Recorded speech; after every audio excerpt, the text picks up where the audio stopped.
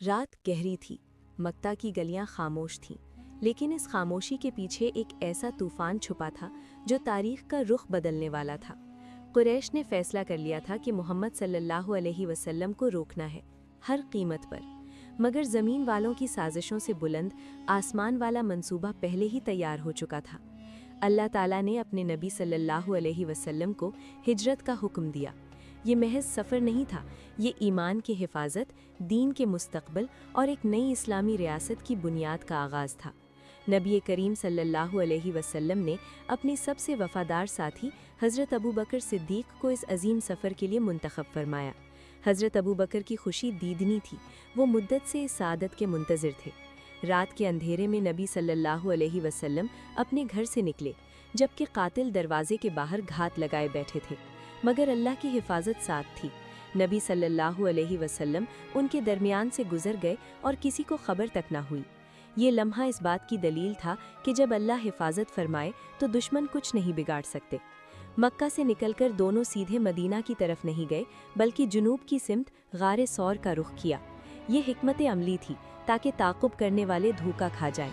غار پہاڑ کی بلندی پر تھا، راستہ دشوار تھا، لیکن ایمان قدموں کو طاقت دے رہا تھا۔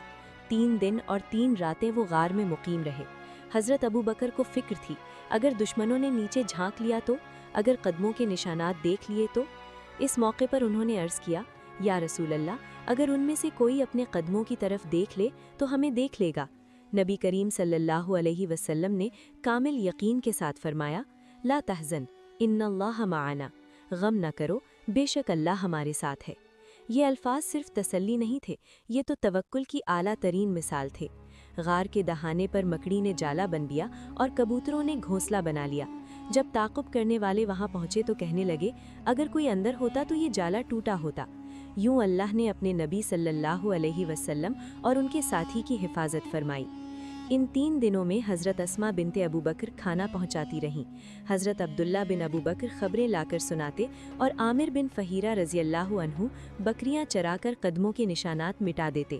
یہ سب اللہ کے دین کی خاطر خاموش خدمت تھی، بغیر شہرت، بغیر نام کے۔ 3 دن بعد سفر دوبارہ شروع ہوا۔ ایک ماہر رہبر کو ساتھ لیا گیا اور راستہ بدل کر مدینہ کی طرف روانہ ہوئے۔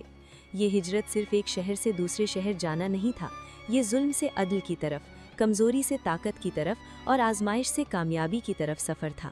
غار ثور کے اس واقعے نے دنیا کو سکھایا کہ جب حالات ناممکن نظر آئیں، راستے بند ہوں، دشمن قریب ہوں، تب بھی مومن مایوس نہیں ہوتا، کیونکہ اس کا یقین ہوتا ہے کہ منصوبہ انسان نہیں، اللہ بناتا ہے۔